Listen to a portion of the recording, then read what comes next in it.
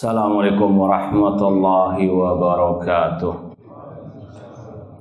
Innal hamdalillah nahmaduhu wa nasta'inuhu wa nastaghfiruh wa na'udzu billahi min syururi anfusina wa min sayyiati a'malina. Man yahdihillahu fala mudhillalah wa man yudlil fala hadiyalah. Asyhadu an la ilaha illallah wahdahu la syarikalah wa asyhadu anna Muhammadan abduhu wa rasuluh.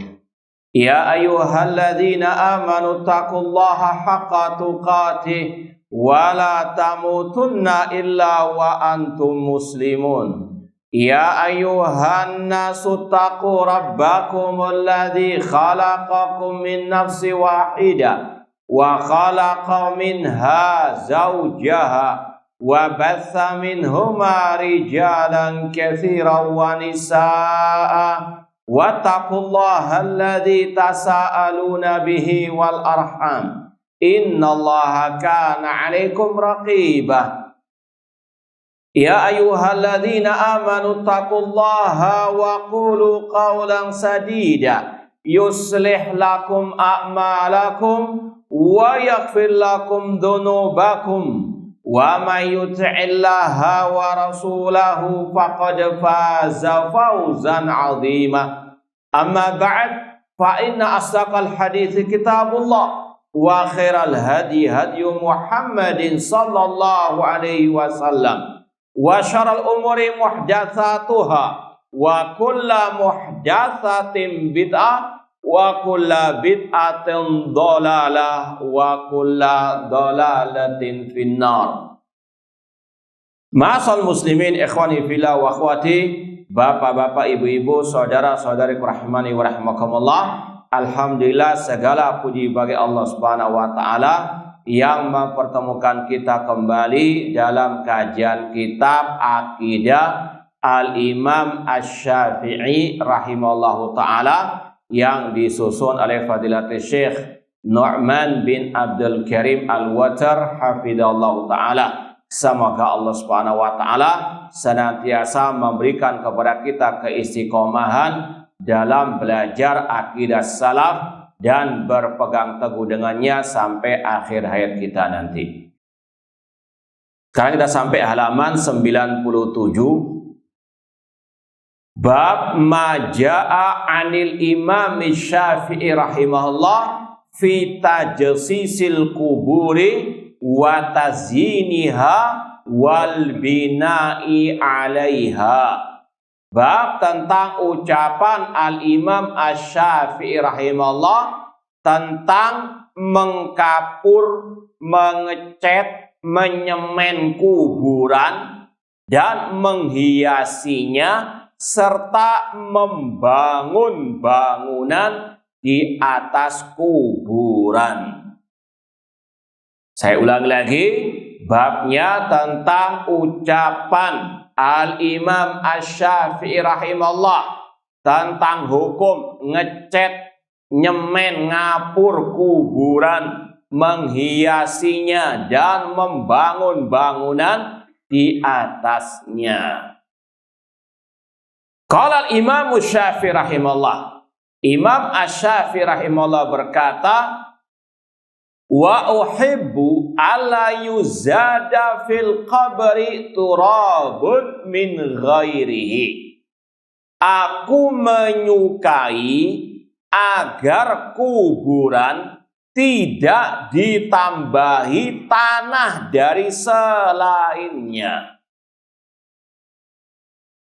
Kalau orang itu mau menggali kuburan, kan ada tanah yang dikeluarkan, maka cukup itu kata Imam Syafi'i untuk menyemayamkan jenazah. Itu yang beliau lebih sukai.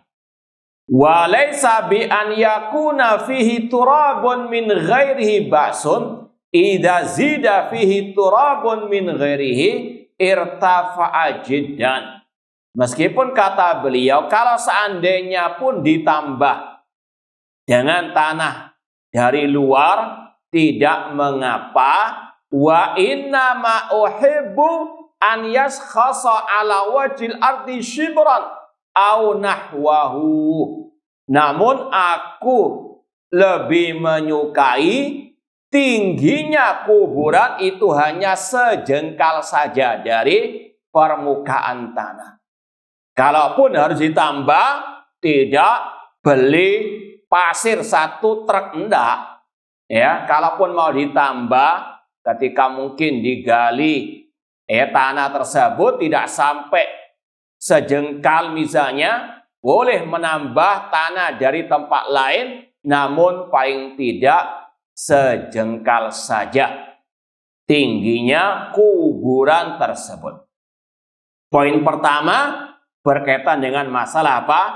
Tingginya tanah kuburan. Kata beliau yang pertama, alternatif yang pertama dan utama, cukup dari tanah yang dari galian tersebut. Itu yang paling utama kata beliau. Namun kalaupun mau ditambah dari tanah yang lain boleh. Namun beliau lebih suka sejengkal saja tingginya. Nggak sampai 1 meter. Ya. Kemudian poin yang kedua, wa uhibbu alla yubana wa la yujassas. Dan aku menyukai untuk kuburan itu tidak dibangun bangunan. Di semen, dikasih pagar, ya, dikasih kamar, kasih AC. Na'udzubillahi min dzalik. Kata beliau wa uhibbu alla yubna. Dan ini nanti akan disampaikan, beliau mengatakan demikian berdasarkan dalil dari sunnah Rasulullah sallallahu alaihi wasallam. Kata beliau wa uhibbu alla yubna. Tidak dibangun kuburan tersebut.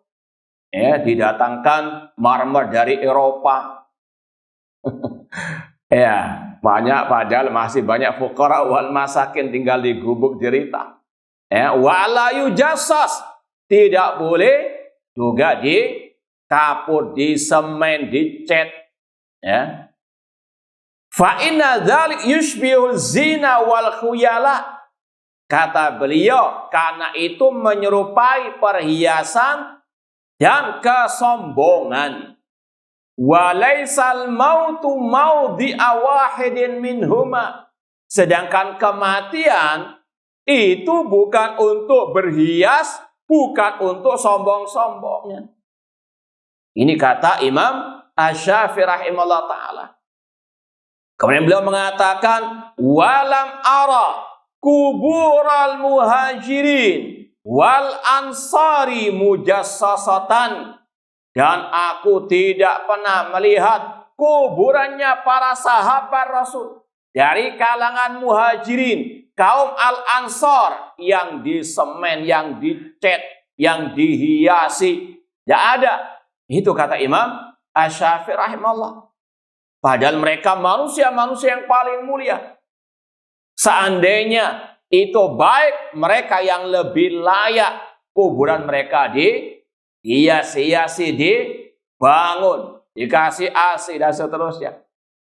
Namun itu sekali lagi kata Imam Syafi'i rahimahullah tidak pernah ada. Walam ara kubural muhajirin wal ansar mujassasatan.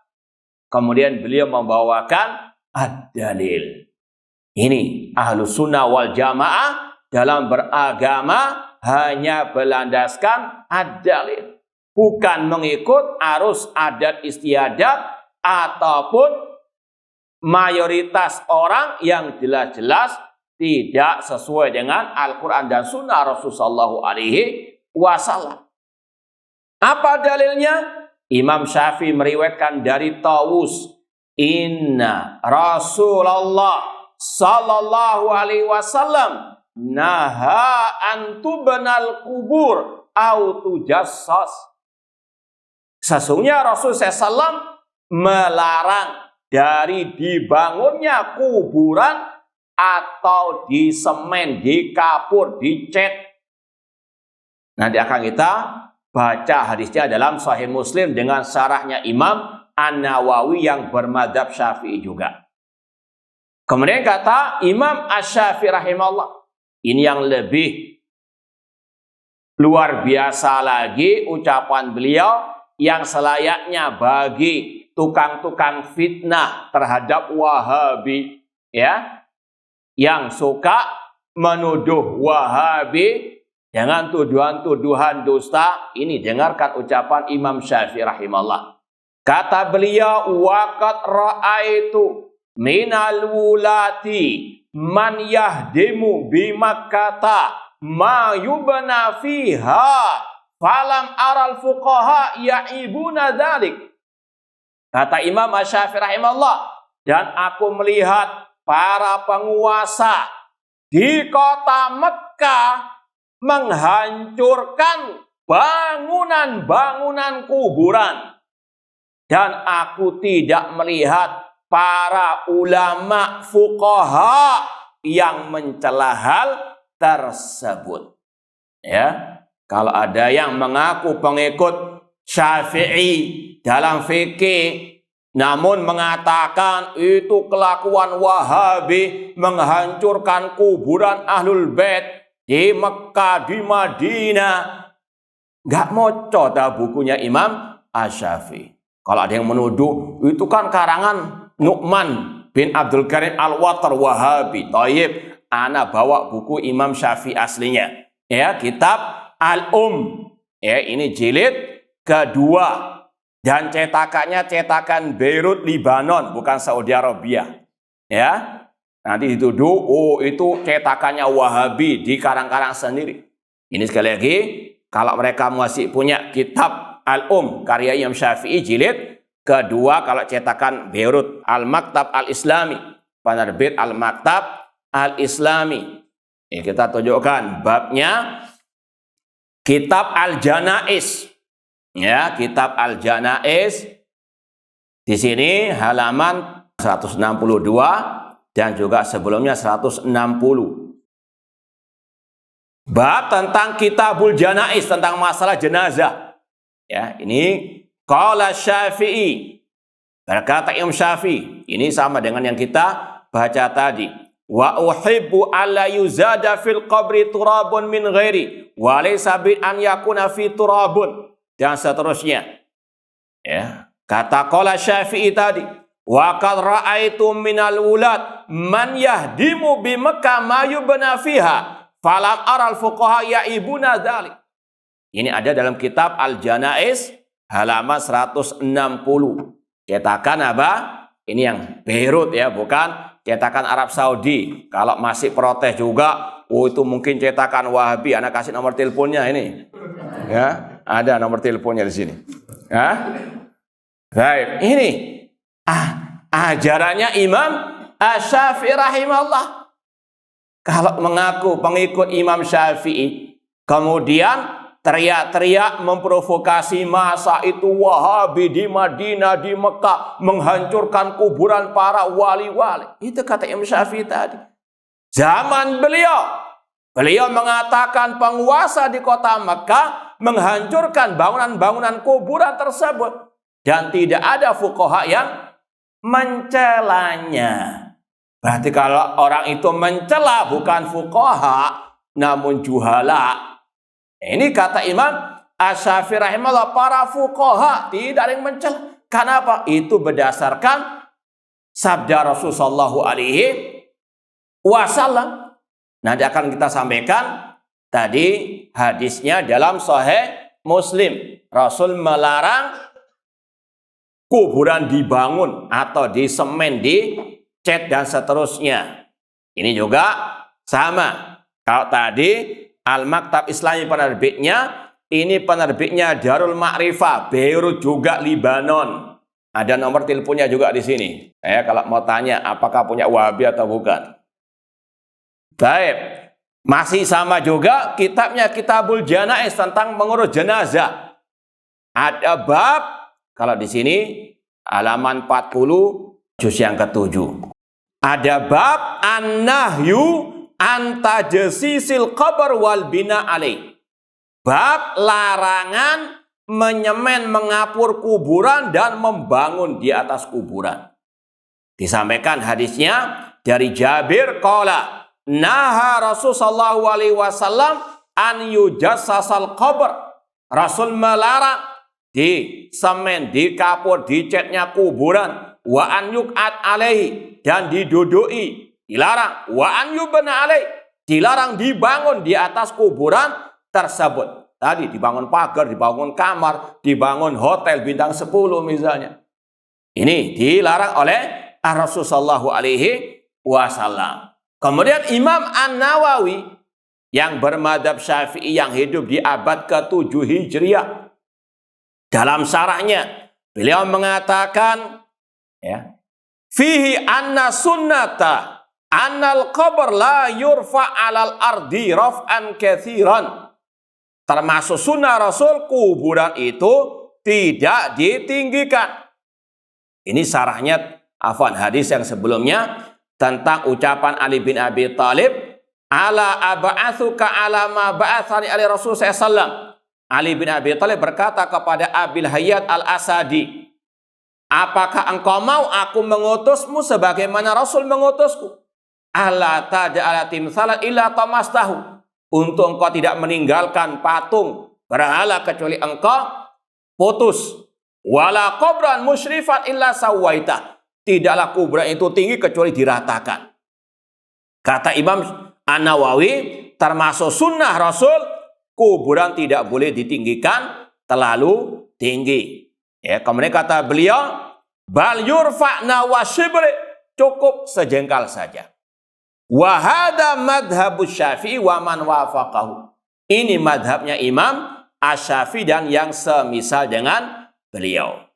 Adapun hadis tadi disyarah oleh Imam An-Nawawi, yaitu ucapan Jabir bin Abdullah, Rasul melarang kuburan dicat, disemen, dikapur, didudui, dibangun di atasnya. Kata Imam An-Nawawi, wa fi hadzal hadis karahatu tajsisil qabr wal bina alaihi. Dalam hadis tadi ada larangan, celaan. Nanti akan ada pembahasan karoha, dibenci, artinya dilarang, diharamkan. Kata-kata makruh dalam ucapan salaf dulu ini sama dengan yang dikatakan oleh Al-Quran, artinya haram. Wa karraha ilaikumul kufra wal fusuqa wal isyan. Allah menjadikan kekafiran, kefasikan itu makruh. Makruh apa artinya? Hah? Apakah kalau dilakukan tidak berdosa? Hah?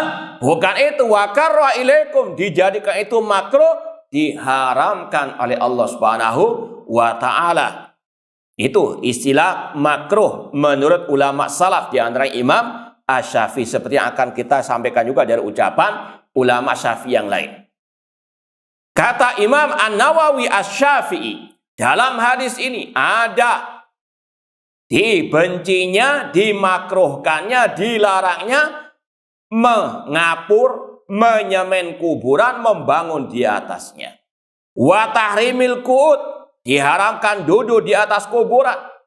Ya. Kemudian kata Imam An-Nawawi, hadza madhhabus Syafi'i. Inilah madhabnya Imam Asy-Syafi'i. Apakah Asy-Syafi'i itu Wahabi? Ataukah ya Imam Syafi'i ikut Wahabi atau Wahabi ikut Syafi'i? Nah, Wahabi baru muncul abad, kata mereka, ke-12. Syekhul Islam Muhammad bin Abdul Wahab rahimahullah. Imam Syafi'i abad ke-2 Hijri atau ke-3 Hijri meninggalnya rahimahullah ta'ala.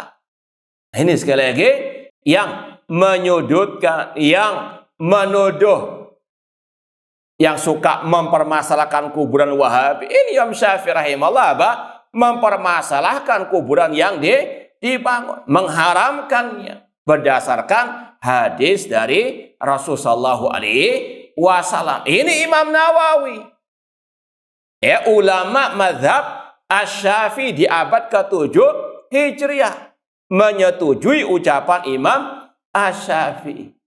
Jadi kadang kita merasa aneh bin ajaib orang-orang itu. Mengaku pengikut Imam Syafi'i, mengagung-agungkan Imam Syafi'i, tapi akidahnya, ajaran beliau seperti ini, kok nggak diikuti? Kuburan-kuburan mereka, nenek moyang mereka, tokoh-tokoh mereka yang dibangun dengan megahnya, ikut ajarin sopo. Paham ya? Rasul nggak mengajarkan, bahkan melarang. Tadi kuburan kaum Muhajirin wal Ansor juga tidak seperti yang mereka bangun. Demikian pula ini yang diucapkan Imam Syafi'i rahimahullah oleh Imam An-Nawawi rahimahumullahu ta'ala. Makanya kaburat kalimatan takhruju min afwahihim iyakuluna illa kadhiba. Sungguh besar yang keluar dari mulut mereka ketika menuduh Wahabi menghancurkan kuburan-kuburan di kota Makkah, kota Madinah. Sekali lagi itu ajarannya Imam Asy-Syafi'i rahimahullah juga. Imam Syafi'i membenarkan penguasa yang menghancurkan bangunan-bangunan kuburan tersebut. Ya, sekali lagi itu ucapan beliau dalam kitabnya Al-Um.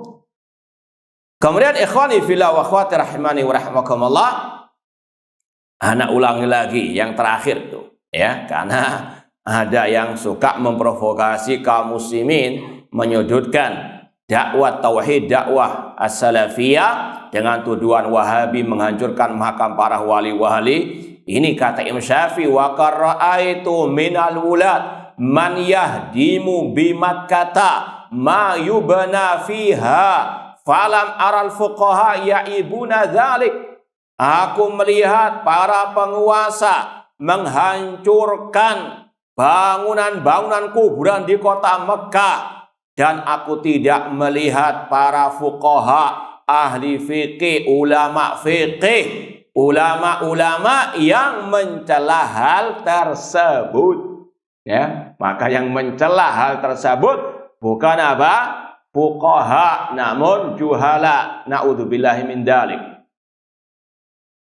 Kemudian kita baca ucapan Imam Syafi'i lagi. Dan ini sekali lagi juga ada dalam kitab Al-Um, ya, kitab Al-Um tadi.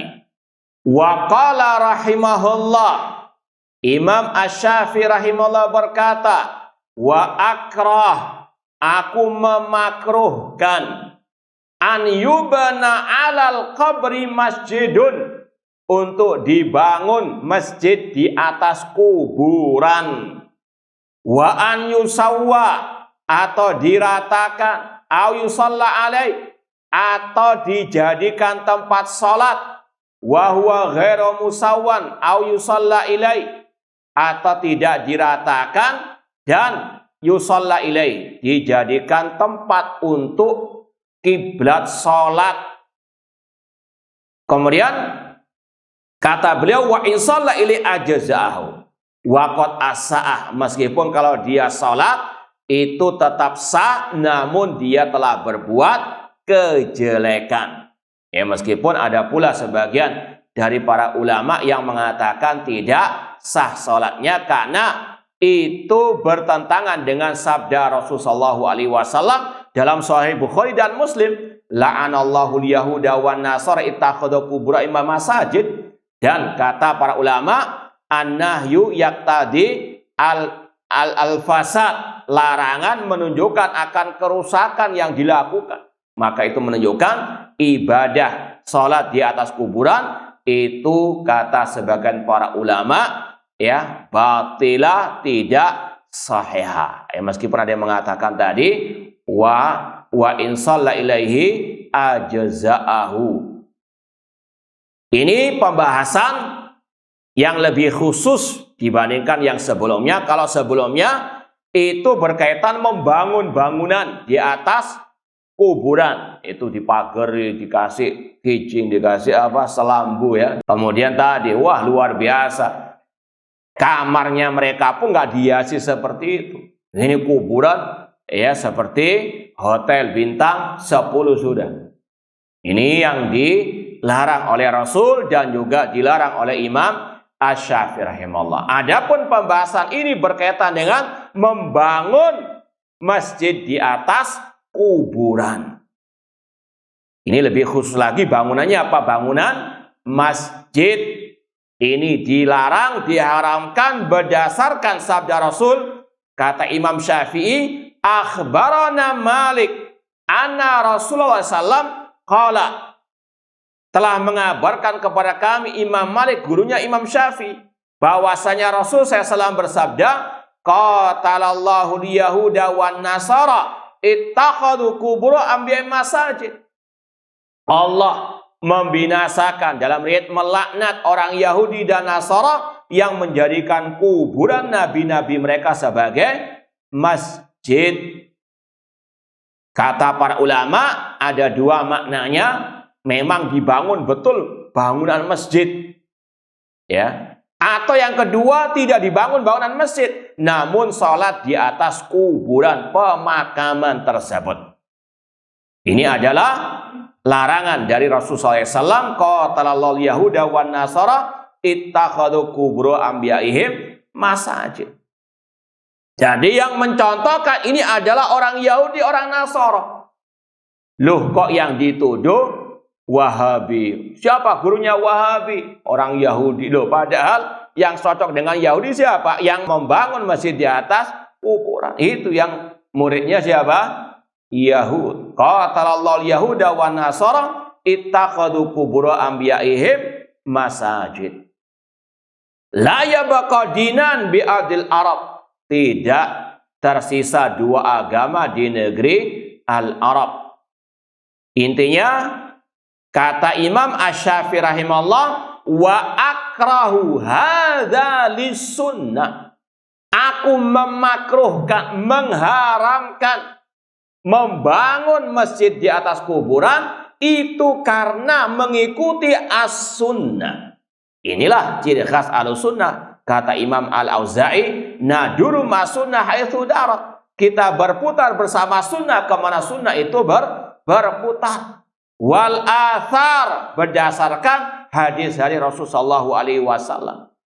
Wa annahu kuriha wallahu ta'ala a'lam an yu'adzama ahadun minal muslimin.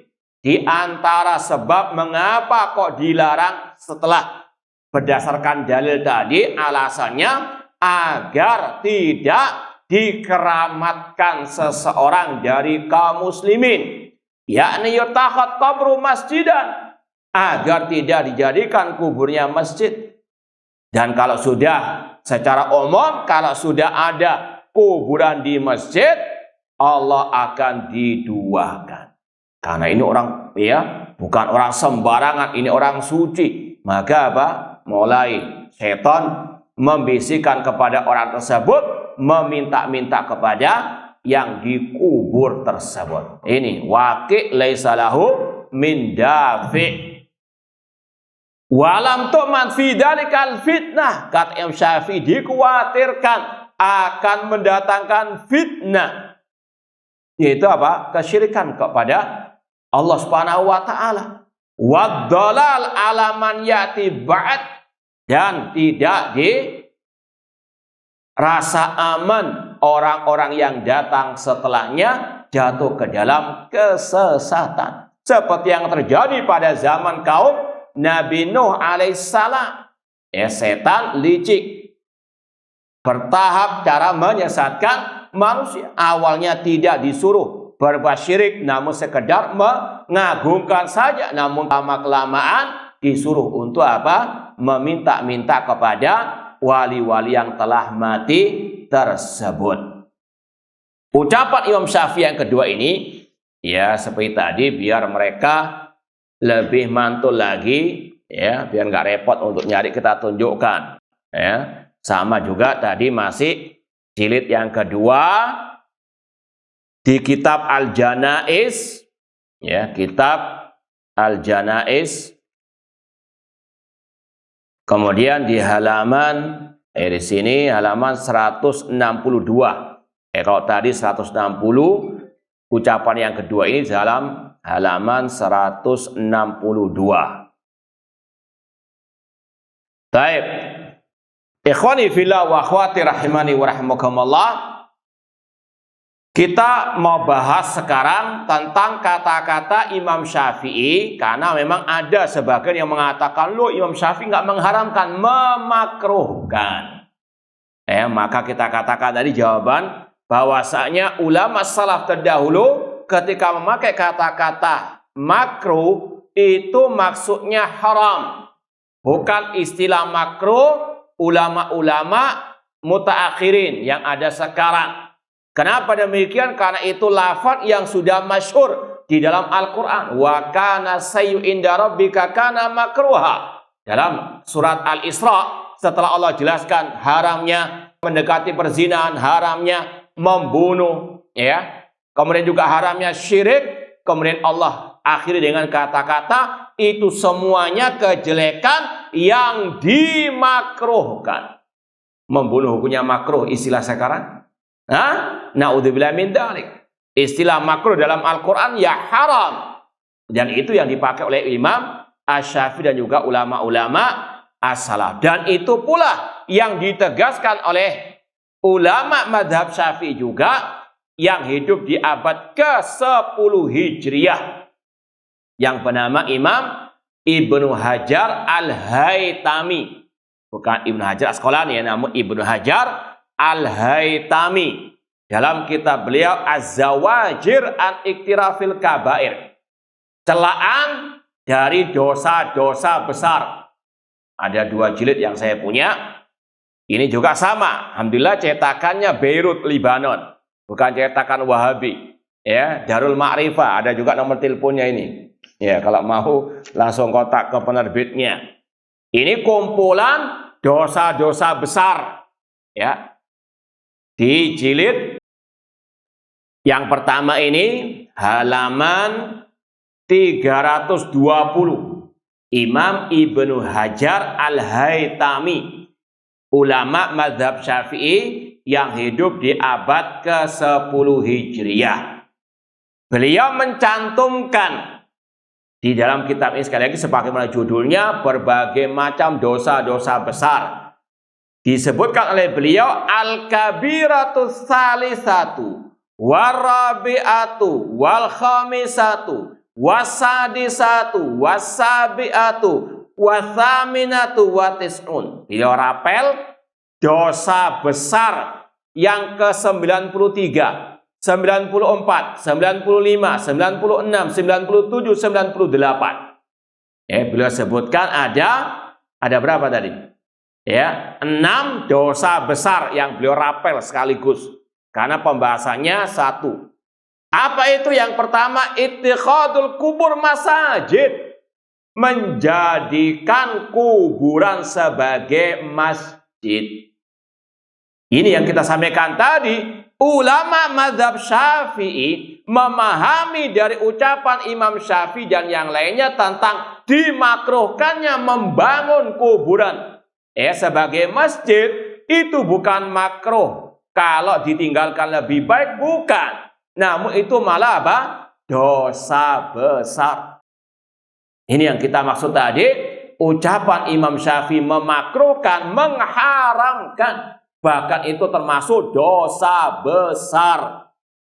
Apalagi memang jelas hadisnya Rasul melarang. Rasul mengancam. Dengan apa tadi? Laknat Allah. Kalau dikatakan makruh sangat jauh dari apa? Sabda Rasul. Masa dilaknat hukumnya makruh? Na'udzubillah min dzalik. Nah, yang kedua di antara dosa besar, seperti yang disebutkan oleh Imam Ibnu Hajar Al-Haytami di sini, wa iqadu surut 'alaiha, menjadikan pelita-pelita di atas kuburan, wa tikhaduha awsanan, menjadikannya sebagai berhala, wa tawaf biha, tawaf di kuburan, wastilamaha, mengusap-usap kuburan, tabarruk, wassalatu ilaiha, salat menghadap kuburan. Kemudian beliau bawakan riwayat-riwayat yang berkaitan dengan dosa besar tadi. Di antaranya sabda Rasulullah SAW, ala wa innal umama qablakum kanu yattakhiduna kubura anbiya'ikum masajid wa inni anhaakum an dzalik. Ketahuilah, ingatlah sesungguhnya orang-orang sebelum kalian, mereka menjadikan kuburan nabi mereka sebagai masjid. Sesungguhnya aku melarang dari hal tersebut. Ya. Kemudian dalam riwayat dikatakan la tusallu ila qabr wa la tusallu ala qabr. Jangan salat menghadap ke kuburan, jangan salat di atas kuburan. Jadi yang melarang hal-hal ini sekali lagi Rasulullah SAW. Apakah Rasul itu Wahabi? Na'udzubillahi min dzalik. Syekhul Islam Muhammad bin Abdul Wahhab rahimahullah dan juga para ulama Ahlussunnah hanya mengikut apa kata Rasul sallallahu alaihi wasallam. Mereka hanya samina wa ata'na, enggak ngeyel. Ya, sebagaimana orang-orang yang ngaku-ngaku pengikut Syafi'i namun enggak ikut ajaran Syafi'i yang sebenarnya. Rasul SAW juga mengatakan, inna min syirarin nas man tudrikumus sa'atu wa hum ahya waladina yattakhidunal kubura masajid. Sesungguhnya sejelek-jelek manusia yang mendapati hari hanya hari kiamat dan yang menjadikan kuburan sebagai masjid. Ya. Dan ini hadis-hadis yang juga ada dalam Sahih Bukhari Muslim. Seperti yang kita sampaikan tadi, coba lihat dalam kitab Al-Janaiz. Ya. Kemudian Imam Ibnu Hajar Al-Haytami rahimahullah telah membawakan banyak riwayat yang berkaitan dengan 6 dosa besar tadi yang berkaitan dengan mengkeramatkan kuburan. Kata Imam Ibnu Hajar Al-Haytami, addu hadis sita minal kabair waqa'a fi kalami ba'di Syafi'iyah. Menganggap 6 dosa ini sebagai dosa besar itu ada pada ucapan sebagian ulama Asy-Syafi'iyah. Wa ka'annau akhadha dzalik mimma dzakartum min hadil ahadits. Dan mereka menjadikannya itu sebagai dosa-dosa besar, menganggapnya sebagai dosa besar karena berdasarkan hadis-hadis yang aku telah sampaikan tadi. Kemudian kata beliau, wa wajhu akhdhi ittikhadil qabri masjidan minha wadihun. Di antaranya menjadikan kuburan sebagai masjid itu sebagai dosa besar sangat jelas alasannya. Kenapa? Li'annahu lu'ina man fa'ala dzalik bi kuburi anbiya'i. Karena dalam hadis dilaknat orang yang menjadikan kuburan nabi mereka sebagai masjid, ya.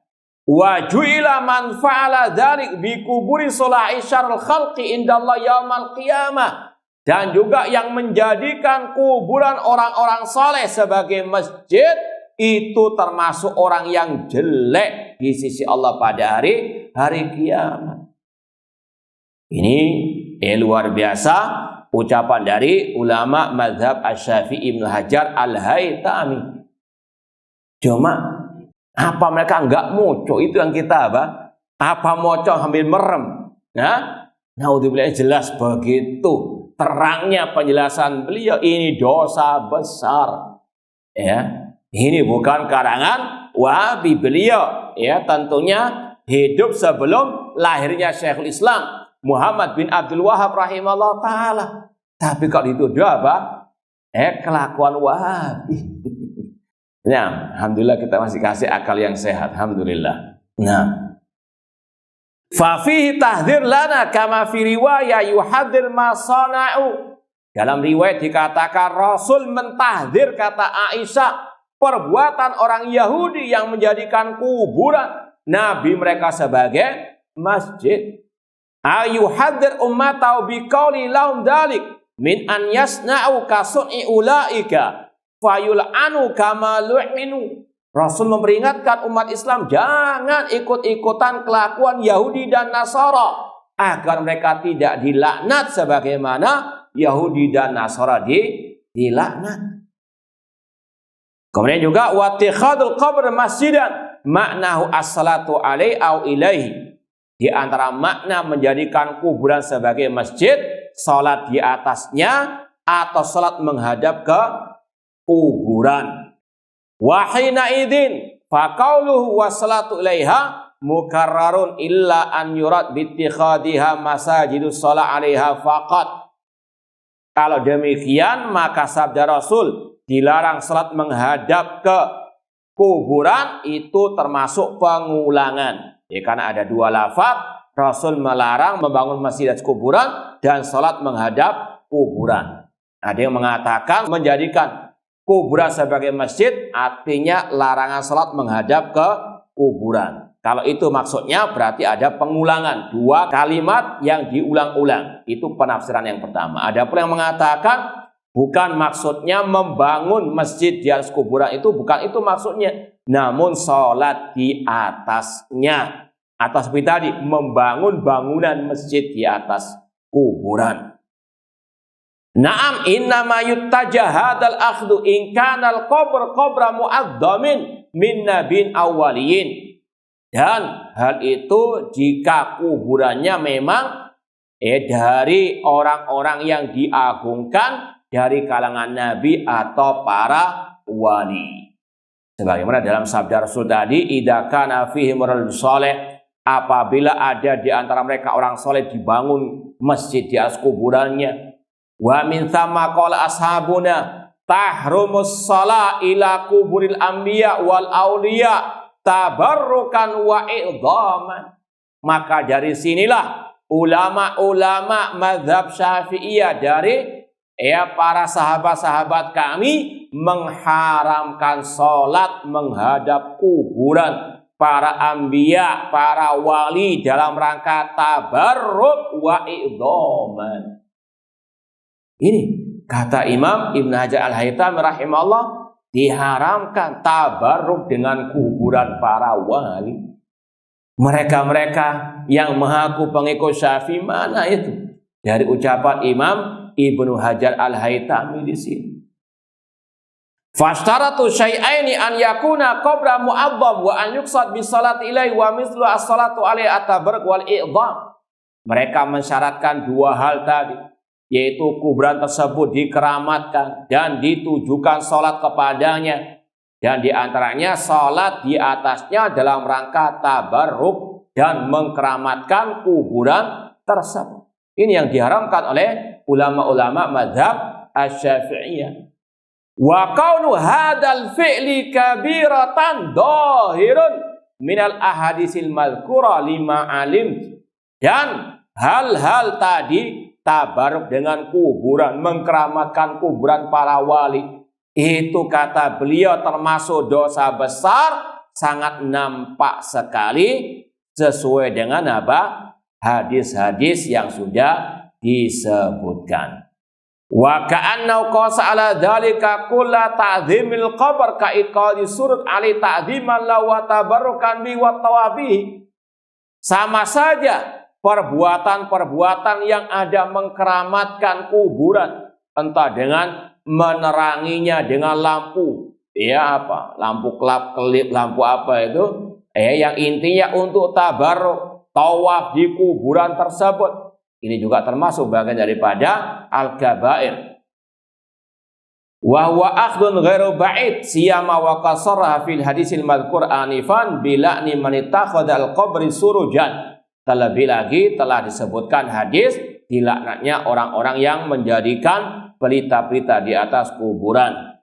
Fayuhmal qaulu ashabina bi karahati dzalik alama idalam yuqsad bi ta'dziman wa tabarrukan bidil qabr. Kalau ada di antara sahabat-sahabat kami yang mengatakan itu makruh, itu kalau tidak ada unsur mengagungkan, tabarruk, Wa amma ittikhad wa awthanan faja'an nahyu anhu biqali la tatahil qabri wa thanan yu'bad ba'di. Namun secara umum orang-orang yang datang ke kuburan-kuburan tersebut tidak mungkin kalau tidak untuk apa? Mengagungkan. Hanya sekedar iseng saja ada enggak?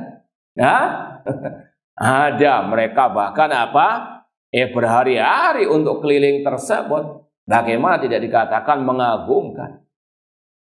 Kemudian yang terakhir dikata Imam Ibn Hajar Al-Haytami, wal qaulu bil karaha mahmulun ala ghairi dzalik id la yudhannu bil ulama tajwizu fi'lin tawatara anin Nabi sallallahu la'nu fa'ilihi, maka membawa kata-kata makruh ulama-ulama tadi dari Imam Syafi'i dan yang lainnya kepada keharaman itu yang lebih tepat. Kenapa? Jangan sampai ulama mengatakan makruh sedangkan hadis-hadis Rasul yang mutawatir itu melaknat orang yang membangun kuburan sebagai masjid. Paham ya? Kalau dikatakan makruh berarti ulama bertentangan ucapannya dengan apa? Sabda Rasul. Masa makruh dalam istilah orang sekarang lebih baik ditinggalkan, tapi ancamannya dilaknat. Tidaklah ancaman laknat kecuali untuk dosa besar. Itu yang lebih layak dibawa ucapan para ulama-ulama, terutama dari kalangan Syafi'iyah tadi. Taib, wa tajibul mubadarah li hadamiha. Ini kata Imam Ibnu Hajar Al-Haytami. Maka wajib untuk bersegera dihancurkan kuburan-kuburan tersebut. Tentunya penguasa yang berwenang, bukan setiap individu. Wallahu a'lam. Insyaallah kita lanjutkan ba'dal adzan. Taib, kita lanjutkan sedikit ucapan Imam Ibnu Hajar Al-Haytami rahimahullah ta'ala yang wafat tahun 974 Hijriah ya. Abad ke-10 Hijriah, jilid pertama halaman 323. Beliau mengatakan wal qaulu bil karahati mahmulun ala ghairi dzalik id la yudhan bil ulama tajwizu fi'lin tawatara anin Nabi sallallahu la'nu fa'ilihi. Ucapan yang mengatakan makruh perbuatan-perbuatan tadi itu dibawa kepada makna haram ya. Kenapa demikian? Agar jangan sampai ulama dikira menyelisihi sabda Rasulullah SAW yang jelas-jelas melaknat pelaku perbuatan-perbuatan yang mengkeramatkan kuburan-kuburan para wali, para nabi. Kemudian yang paling ini sekali lagi selayaknya didengar oleh orang yang mengaku Syafi'iyah yang menuduh Wahabi suka menghancurkan makam Ahlul Bait para wali. Ini ucapan Ibnu Hajar Al-Haytami. Kata beliau, watajibul mubadaratu lihadamiha, wajib bersegera menghancurkan bangunan-bangunan kuburan tersebut.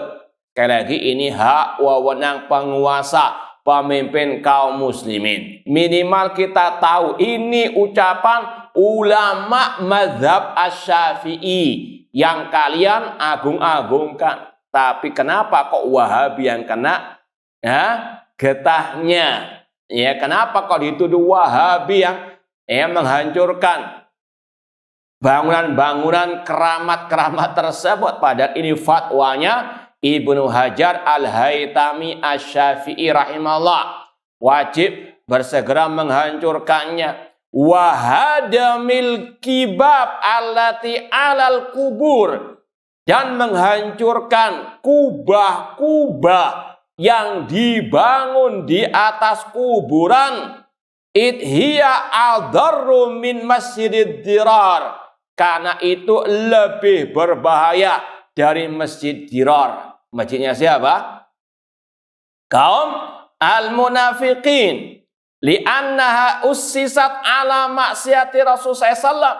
Karena hal-hal itu semuanya bangunan-bangunan keramat di atas kuburan itu dibangun, didirikan di atas maksiat kepada Rasul sallallahu alaihi wasallam. Li'annahu naha an dzalik, karena Rasul yang melarang, bukan Wahabi. Ya, Rasul ikut Wahabi atau Wahabi ikut Rasul? Itu naudzubillah min dzalik. Kalau kita tanya kepada mereka, ini Rasul SAW yang melarangnya. Seperti dalam Sahih Bukhari, Sahih Muslim, dan yang lainnya. Dan ini diikrarkan, dibenarkan oleh para ulama-ulama mazhab Asy-Syafi'i dan juga oleh Imam Syafi'i sendiri. Wa amara Rasulullah bihadamil kubur al-musyrafa, dan Rasul yang memerintahkan dihancurkannya kuburan-kuburan yang ditinggikan. wa tajib izalatu kulli kindilin au sirajin ala qabrin, dan wajib dihilangkan pelita-pelita, lampu-lampu yang berlebihan di atas kuburan, wala yasih waqfuhu, dan tidak sah wakaf lampu-lampu untuk apa? Kuburan-kuburan tersebut, wa nadharuhu intaha. Jadi ini sekali lagi adalah fatwa dari ulama-ulama mazhab Asy-Syafi'iyah, di antaranya Imam Ibnu Hajar Al-Haytami rahimallahu ta'ala. Baik, sekali lagi ini ada dalam kitab beliau Az-Zawajir an Iktirafil Kabair jilid pertama halaman 320 sampai 323. Baik, sampai sini ada yang mau ditanyakan? Nah, ya silakan Pak. Rasulullah itu makamnya di Madinah. Nah, Katanya di masjid. Taib, ini pertanyaan bagus sekali. Di antara syubhat mereka memang adalah Masjid An-Nabawi, karena ada kubur Nabi SAW di dalamnya. Yang pertama, dari sisi keutamaan Masjid Nabawi, kata para ulama ini kekhususan Masjid Nabawi, karena tidak ada masjid yang paling mulia setelah Masjid Haram kecuali Masjid An-Nabawi. Rasul mengatakan, salatun fi masjidi hadza ta'dilu alfa salatin fi ma siwa ilal Masjidil Haram. Salat di masjidku keutamaannya 1000 kali lipat dibandingkan semua masjid kecuali Masjid Al-Haram. Maka dari sini kata para ulama ada pengecualian untuk Masjid Nabawi. Kenapa? Karena Masjid Nabawi sudah punya keutamaan sebelum ada kuburan Nabi. Dan itu sampai hari kiamat tidak bisa dihapus sama sekali keutamaan tersebut. Beda dengan masjid-masjid yang lain. Tidak bisa dikiaskan. Jadi sekali lagi, kalau Masjid Nabawi ada pengecualian karena ada keutamaan khusus. Diapakan Masjid Nabawi tetap berlaku keutamaan tersebut sampai hari kiamat. Paham ya? Yang kedua, sejarah menunjukkan bahwa Nabi SAW ketika meninggal dunia, para sahabat berselisih pendapat mau dikubur di mana Nabi SAW. Maka ada yang membawakan riwayat tidaklah Nabi meninggal kecuali dikuburkan di tempat di mana meninggal. Dan Nabi meninggal di kamarnya Aisyah radhiyallahu anha. Maka Nabi dikubur di kamarnya Aisyah yang bersebelahan dengan Masjid Nabawi, bukan bagian dari Masjid Nabawi. Paham ya? Jadi bukan ajaran Nabi memasukkan kuburan di dalam apa? Masjid, bukan ajaran para sahabat juga. Kemudian para sahabat di antaranya pada waktu kekhalifahan Umar bin Khattab mau memperluas Masjid Nabawi karena kaum muslimin tambah banyak. Namun Umar bin Khattab tidak memasukkan kamar Aisyah ke dalam masjid karena mereka tahu itu dilarang oleh Nabi Shallallahu Alaihi Wasallam. Di zaman Utsman ada perluasan Masjid Nabawi, tidak pula dimasukkan kamar Aisyah ke dalam apa? Masjid An-Nabawi. Ini ajaran Rasul, ajaran para sahabat. Rasul SAW mereka paham betul larangan Rasul Shallallahu Alaihi Wasallam. Sampailah ke zaman Khalifah Al-Umayyah pada waktu itu yang memasukkan kuburan atau kamar Aisyah ke dalam apa? Al-Masjid. Para ulama pun dikatakan mengingkari, namun namanya penguasa pada waktu itu, dan itu bukan hujjah ya. Namun tetap seperti kita katakan tadi, keutamaan Masjid Nabawi tetap berlaku sampai hari kiamat. Nah, ini sekali lagi tidak bisa dikiaskan dengan masjid-masjid yang lain karena tidak apa?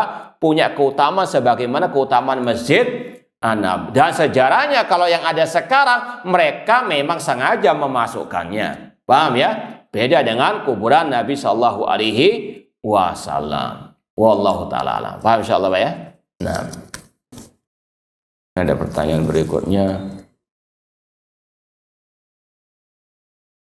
Wallahu alam. Ini bedanya al-khuyala wal kibar. Wallahu alam. Nanti kita cari. Ada lagi yang mau ditanyakan sebelum kita tutup? Taib, kurang lebihnya mohon maaf. Aku qouli hadza wa jazakumullahu khairan. Wassalamualaikum warahmatullahi wabarakatuh.